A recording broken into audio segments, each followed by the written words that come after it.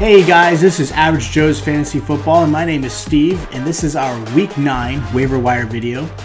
Yes, we are at Week 9. We are inching closer and closer to the playoffs for fantasy football, and of course, the NFL. Now, this video is here to help you guys overcome some injuries that have occurred, obviously some great matchups that are coming up, still bye weeks are occurring, so we want to make sure this information is out to you as soon as possible so that way you guys can pick up and get into that waiver wire pool. Now, before we begin, I want to thank you guys again for all the subscriptions you guys have done, all the likes, comments you guys did for our latest video, our start sit. You guys have been showing some tremendous love for us, and again, we appreciate you guys for helping us out. Now, if you haven't yet and you're watching this video and you're new to this channel, please make sure you hit that subscribe button down below. Help share that love for us so we can continue to give you content, help you guys out with your fantasy team. Again, if you have any questions, please follow us on Twitter and Instagram. We'll give you live, instant feedback, any waiver wire questions, any trade questions that are still occurring, and of course, helping you guys answer your start sits questions throughout the week. Obviously, we'll have our start sit video on Thursday morning for you guys. That way, you guys can be ready for the Thursday night football, of course, Sunday and Monday. We want to be able to help you guys out with all of those things that are happening. Also, again, comment down below if you guys think there's some great waiver wire picks that I may not have mentioned in this video. Make sure you let us know if we've helped you guys out with maybe having a great season because of our start sit videos or our waiver wire picks. Again, please let us know down below. We love all the comments. We read every single one of them. We comment as fast as we can back to you guys. You guys have really given us some great feedback and try to help this channel grow and become an even better channel for you guys. Now let's go into our Week 9 waiver wire video, and what I'd like to start with right now is going to be the quarterback position. I only have a couple quarterbacks I really want to kind of talk about. First guy I want to mention and kind of really push out there is right now is Matt Stafford.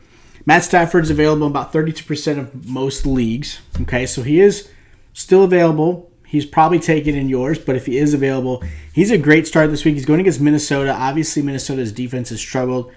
Great matchup. I know Galladay being out, it's going to affect Stafford a little bit, which gives you a plus on Marvin Jones Jr. if he's still available. He's a great one. I didn't really mention Marvin Jones Jr. in the video this week because he's not available in a lot, but if he is, he's a great pickup with Galladay being out. But again, Matt Stafford's got a great matchup. 32% available. If he's available and you need to fill in for a bye week or maybe an injury, make sure you go after him. Next I want to talk about is Jordan Reed for the tight end position. Obviously, we broke the news on Twitter. I'm sure you guys probably heard it as well. George Kittle is out for 8 weeks. That 49ers team, just like the Cowboys, unfortunately is dealing with a lot of injuries this season. Jimmy G's out. Obviously, Kittle's out. And really, Kittle's pretty much out for the rest of fantasy football when it comes to that. So Jordan Reed is designated to come back this week, okay? He's not been officially, back, but he is designated, which means if he is back, he's available in about 97% of most leagues. He automatically become the tight end 1 if he's healthy from his injury earlier this season, from his IR injury. Automatic tight end 1. So make sure you go after Jordan Reed, especially you Kittle owners. If you haven't already, grab him. He will be your replacement for the rest of the season. A couple other quarterback and tight ends I want to mention. So the next quarterback is Drew Lock. So Drew Lock had 22 points last week. Great game. He's available about 90% of the leagues. He's not somebody I would consistently start, but it's all based off matchup. So this week, they're going against Atlanta Falcons. Okay? So the Falcons' defense has struggled. They've gotten a little bit better here or there, but they're still not a defense I would be too worried about if you needed to start Drew Lock this week. Again, 22 points last week. I expect something similar this week. So again, very solid week. Drew Lock's a great pickup. Next guy I want to pick up is Kirk Cousins. I know that should probably put some shivers in some of you guys, but he is available about 72% of leagues. He's going against Detroit this week. Detroit's defense is subpar, kind of middle of the pack. And Cousins has those games where he struggles, maybe 1 or 2 weeks, and then all of a sudden, bam, he's got that high ceiling game. And I think this is the week that he's going to have that high ceiling game. So if he's available and again, you need to fill a bye week, quarterback or maybe an injury, Kirk Cousins is someone I might want to consider. As far as the tight end position, a couple notable is Eric Ebron. Ebron's been having a great season so far. When he is healthy, he's averaged over 10 points the last 2 games. He's got a great rapport with Big Ben right now. He's available in about 55% of most leagues, and they're going against Dallas this week. And Dallas obviously is, again, struggling. Their defense has showed up a little bit against Philly, but let's be honest, Philly doesn't know when to show up. So don't look at that Philly game as far as a scare against Dallas's defense. Eric Ebron's a great matchup this week. Then I want to talk about Logan Thomas for the Washington football team. He's available about 77% of most leagues. Again, these are some tight ends you might need to pick up or fill for those Kittle, owners. But he is available. He's going against the Giants this Sunday. And on top of that, he's averaged over 10 points a game the last 2 games as well. So another good streaming tight end, either bye week fill or maybe a Kittle owner that needs to fill a tight end position. Next, I want to go over the wide receiver position. This is somebody I really think is notable. So Russell Gage, obviously you guys know Calvin Ridley got hurt. Russell Gage automatically becomes the wide receiver 2 for the Atlanta Falcons. He did struggle when Ridley got hurt and was out the rest of that game. But let's be honest, I don't think it was something that was obviously planned. The routes weren't planned. The game plan wasn't necessarily targeted towards. And Julio is Julio. So Julio will get most of the targets. But Russell Gage is a great fill-in for those Ridley owners, or again, maybe a bye week or flex. Russell Gage is available in about 83% of most leagues. He's still somebody I really would go after if you really need to fill in that spot. Next guy I want to be as notable as far as the running back position is Damien Harris. Yes, he is a New England back. Yes, okay, be a little wary as far as picking a New England back, but he showed being the number 1 back for New England. He had over 100 rushing yards, and it's all going to come down to game script, right? Let's be honest. That's how most running back, players are. It's based off game script. If you're behind, unless you're a great receiving back, you're going to struggle as far as fantasy goes.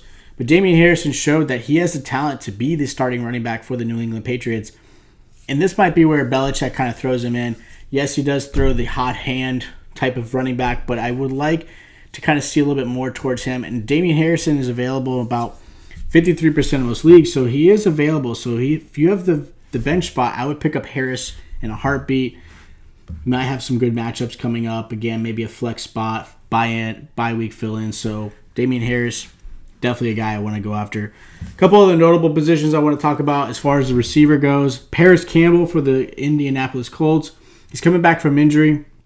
His first game, great rapport with Phillip Rivers, and I think he ends up being the number 1 receiver for them now that he's back from injury. He's available in about 91% of leagues. I would absolutely go after him. Next guy is Michael Gallup for the Dallas Cowboys. Michael Gallup had a great game and great rapport with DiNucci. Now, it's going to be based off of, obviously, Andy Dalton coming back, but if DiNucci's back in the starting role again for this upcoming week, there was something going on with him and Gallup. There's a good click there, and so Gallup actually had a great game. The rest of the team did not, but Gallup was. Still be hesitant as far as any Dallas Cowboys players right now with the fantasy lineups go, but Gallup might be one you might be interested in. He's available about 40% of most leagues. Next guy is Christian Kirk. I don't know why he's still available. He's available in about 41% of leagues, and he's had a great games. Actually, the last 2 games he's averaged over 20 points, and they're good matchups. Murray likes to throw the ball. It is a throwing offense. Kingsbury it's tossing everywhere. Christian Kirk is the wide receiver 2. It's not Larry Fitzgerald. Fitzgerald is really kind of the slot guy right now, kind of the move the chains type of receiver. So besides Hopkins, it's Christian Kirk, and Christian Kirk's been a lot of the big play type of guy. So if he's available, I would absolutely look at picking him up this week. Last guy I want to talk about as far as the receiver position is Curtis Samuel. I know Samuel scares a lot of people. He's very similar to Deebo Samuel as far as that gadget player where he can do some running, he can do some receiving. He had a great game last week. He is available in about 80% of most leagues.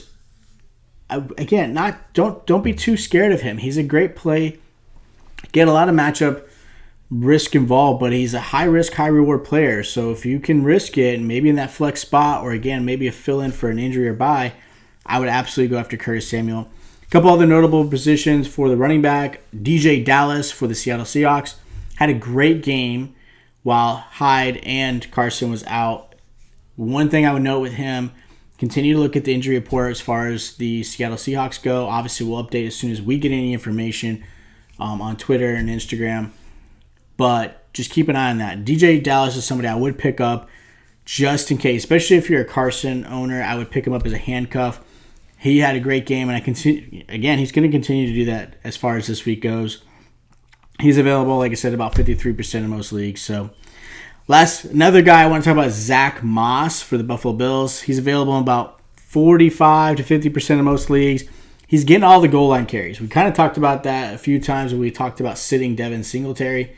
Singletary had a good game as far as rushing, proficiency, but he's not getting the goal lines. He was all going to Zach Moss. Zach Moss had the better game. I would probably start seeing that trend starting to go up where Singletary is starting to go down. I know in one of the leagues I'm in, Singletary was dropped and Moss was picked up, and Moss is a great pickup, so I would absolutely go after him. Last guy I want to talk about, and I'm sure you guys are probably curious about this running back, is Jordan Wilkins for the Indianapolis Colts. So he's available, obviously, in about 95% of most leagues. Nobody expected him to be played because Nyheim Hines is doing well. Obviously, Taylor, everyone thought he was the guy. Even we thought he would be a great start this week, and unfortunately, he bombed with only about 5 or 6 points in fantasy. It really became the Wilkins show. It's starting to look like Indianapolis is starting to add some headaches to, especially those Jonathan Taylor owners. It looks like a multi-unit committee back there, and it's not good when there's a lot of that uncertainty. Wilkins was the hot hand. He had a great game. I put him on the waivers because usually hot hand tends to be the guy going into the next week, right? So he might be somebody you might want to pick up if you have to going into this week's games. Obviously, it's pending how it's going to play out. Again, when it becomes a hot hand type of committee, you never know. Just like New England, you never know what back is going to be the guy to stand out. So I always try to steer people away from them. But if you need to pick up somebody, I think Wilkins is a great pickup. High risk, high reward. He could be that guy who's going to put up 20 points like he did. Or he might put up maybe 2 or 3 points, and you're like, man, why did I do it? So again, buyer beware. But Wilkins is somebody I might want to think about or look at.